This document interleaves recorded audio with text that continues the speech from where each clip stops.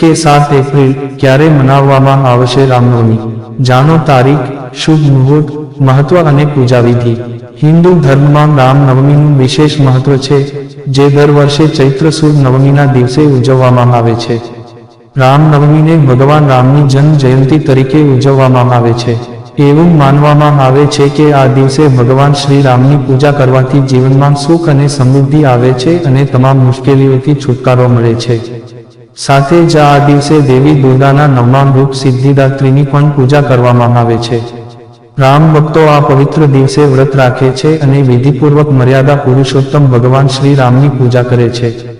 આવી સ્થિતિમાં ચાલો જાણીએ આ વિડીયોમાં કે રામનવમી ક્યારે છે, શુભ સમય, પૂજા વિધિ અને મહત્વ વિશે. અને જો મિત્રો તમને અમારો વિડીયો ગમે તો લાઈક, શેર, સબસ્ક્રાઇબ કરો. ધન્યવાદ. રામનવમી 2025 ક્યારે ઉજવવામાં આવશે? પંચાંગ મુજબ ચૈત્ર સુદ નવમી તિથિ 5 એપ્રિલ 2025 ના રોજ સાંજે 7:26 થી શરૂ થશે અને 6 એપ્રિલ 2025 ના રોજ સાંજે 7:22 સમાપ્ત થશે.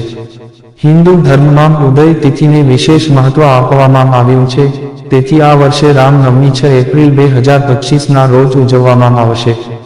આ દિવસે મંદિરોમાં વિશેષ પૂજા કરવામાં આવે છે અને રામ જન્મભૂમિ અયોધ્યામાં ભવ્ય ઉજવણી કરવામાં આવે છે.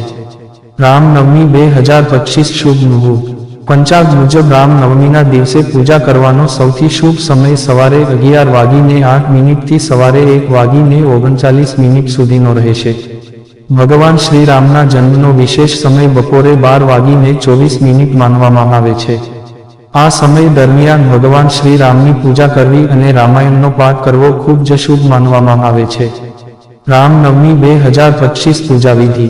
રામનવમીના દિવસે સવારે વહેલા ઉઠીને સ્નાન કરી સ્વચ્છ વસ્ત્રો ધારણ કરવા, ગંગા જળથી પૂજા સ્થળને શુદ્ધ કરો અને ભગવાન શ્રી રામની મૂર્તિ અથવા ચિત્ર સ્થાપિત કરો.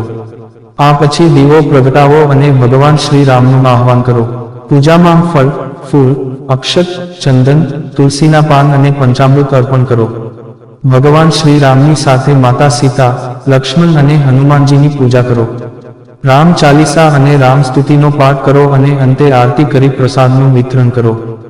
એવું માનવામાં આવે છે કે આ દિવસે ઉપવાસ કરવાથી વિશેષ ફળ મળે છે અને જીવનની તમામ પરેશાનીઓ દૂર થાય છે. રામનવમી પૂજા મંત્ર. ઓમ શ્રી રામચંદ્રાય નમઃ. ઓમ રામ રામાય નમઃ. શ્રી રામ તારક મંત્ર. શ્રી રામ, જય રામ, જય રામ. શ્રી રામ ગાયત્રી મંત્ર. ઓમ દશરથે વિદ્મહે સીતાવલ્લભ્ય ધીમહિ તન્નો રામ પ્રચોદયાત. ક્યારે મનાવશો કન્યા પૂજન?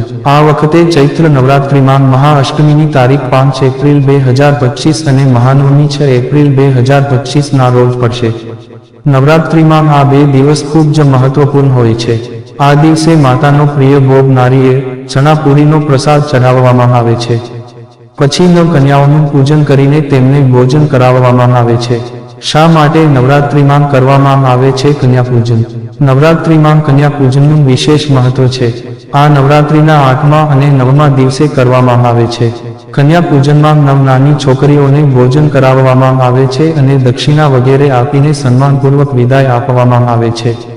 હિન્દુ ધર્મની માન્યતાઓ અનુસાર આ 9 દેવીઓને મા દુર્ગાના 9 સ્વરૂપ માનવામાં આવે છે. રામનવમી પર ગ્રહોનો શુભ સંયોગ.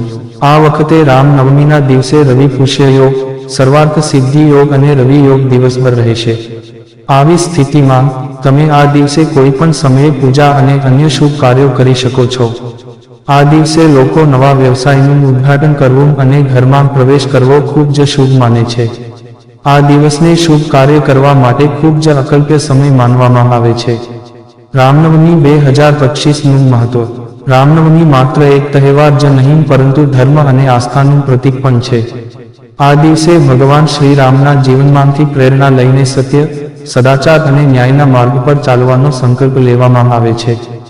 માન્યતા છે કે આ દિવસે ભગવાન શ્રી રામની પૂજા કરવાથી ઘરમાં સુખ શાંતિ આવે છે અને નકારાત્મક ઉર્જા દૂર થાય છે. આ સિવાય આ દિવસે રામના નામનો જાપ કરીને જરૂરિયાતમંદોને ભોજન કરાવવાથી જીવનમાં સુખ સમૃદ્ધિ આવે છે. આ દિવસે અયોધ્યામાં ભવ્ય શોભાયાત્રા કાઢવામાં આવે છે અને રામભક્તો આ તહેવારને ધામધૂમથી ઉજવે છે. જો મિત્રો તમને અમારો આ વિડીયો પસંદ આવ્યો હોય તો લાઈક, શેર, સબસ્ક્રાઇબ કરવાનું ભૂલશો નહીં.